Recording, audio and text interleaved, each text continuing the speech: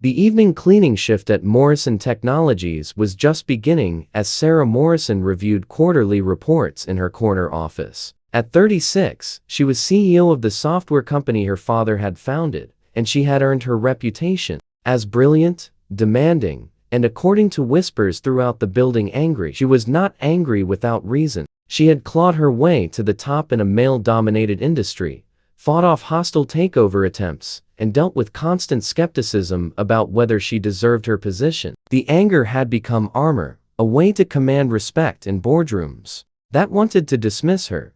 Sarah was reviewing personnel files when her assistant knocked. "Miss Morrison, the new night janitor is starting today. HR wanted you to be aware since he will have access to executive floors." "Fine. Make sure security has his clearance," Sarah said without looking up. An hour later, Sarah was working late when she heard a small voice in the hallway outside her office.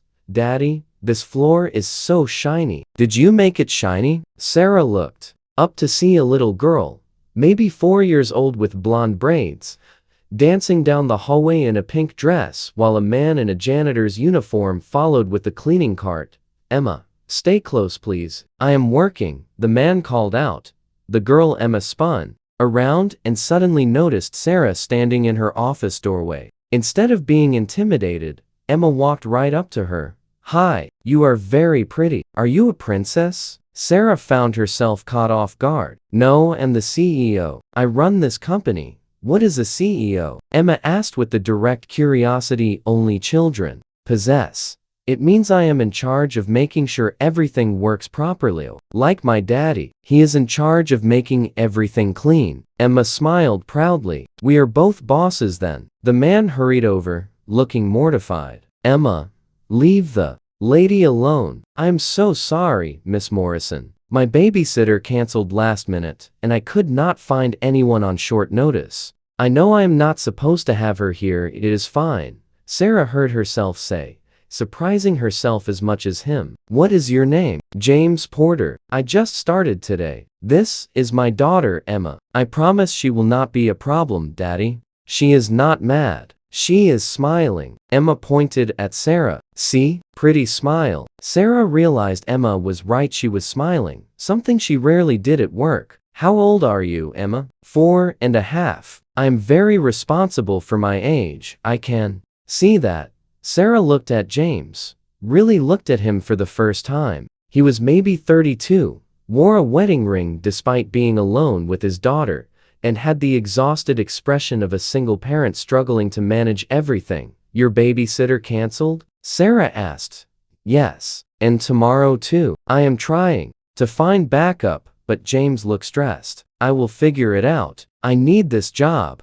Sarah made an unexpected decision. "Bring her tomorrow. She can sit in the break room with coloring books while you work. It is better than leaving her home alone or losing your job because of childcare issues." James stared at her. "Really? I heard you were." He stopped himself. "You heard I was what?" Sarah challenged. "Strict about policies." James finished diplomatically. "I am strict about policies that matter. A single father trying to work while caring for his child is not a policy violation, it is reality. Bring her tomorrow." Over the following weeks, Emma became a regular presence on the executive floor. She would sit in the break room with her coloring books and occasionally wander to Sarah's office to show her drawings or ask questions. "Why do you work so late?" Emma asked one evening, presenting Sarah with a drawing of what appeared to be a rainbow. "Because I have a lot of responsibilities," Sarah said. "Daddy says responsibilities are important, but so is fun." "Do you have fun?" Sarah paused. When was the last time she had done something just for enjoyment? "Not really." "That is sad," Emma said with heartbreaking sincerity. "You should have fun. Maybe you would not look so angry all the time." "I'm not angry," Sarah protested. "Yes, you are. Daddy says you are probably sad about something, and that is why you look angry." "Are you sad?" Sarah felt tears sting her eyes unexpectedly. This child had seen through her armor in weeks, while her employees had accepted her angry facade for years. "Maybe a little. Hugs help when you are sad," Emma announced, and wrapped her small arms around Sarah's legs.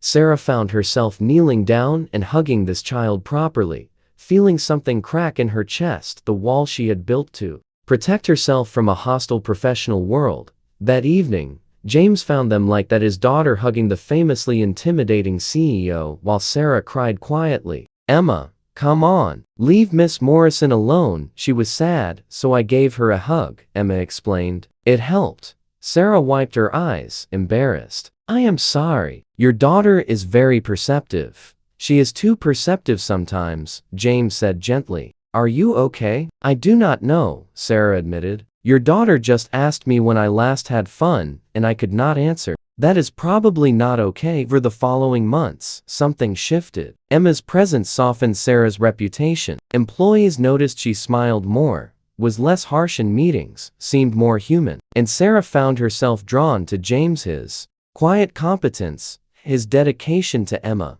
the way he navigated single fatherhood with grace. "Can I ask what happened to Emma's mother?" Sarah asked one evening when Emma was absorbed in coloring. "She died 2 years ago. Cancer." James's voice was quiet. "I took this night shift job because it pays better than day shift, and my parents can watch Emma during the day while I sleep. The evening shift was always the hard one. No babysitter wants those hours."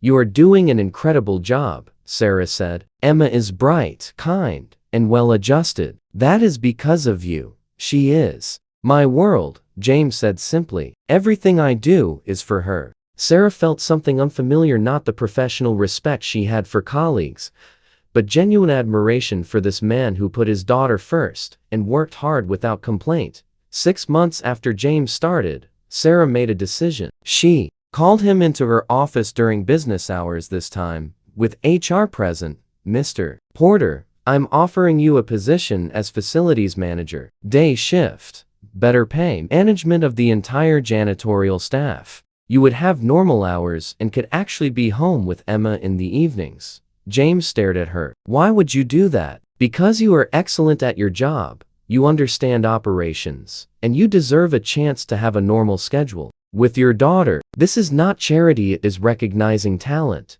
People will say you are giving me special treatment because Emma made you soft," James said quietly. "Let them say it. Emma did make me soft. She made me human again. I am not ashamed of that." Sarah smiled. "Do you accept?" James accepted. Over the following year, he proved to be an excellent facilities manager, while Sarah discovered she could be both effective and kind, that vulnerability was not weakness. "You changed me," Sarah told Emma one evening when the three of them had dinner together, something that had become a regular occurrence. "You asked me if I was sad and gave me a hug. No one had done that in years. You reminded me that being strong does not mean being angry. I told Daddy you were pretty when you smiled," Emma said. "He said you are pretty even when you are angry. But I think he likes the smiles better." James's face flushed. "Emma, it is okay," Sarah said, taking his hand. "I like the smiles better too. I like who I became when I let your daughter see past my armor." 1 year after Emma had first danced down that shiny hallway,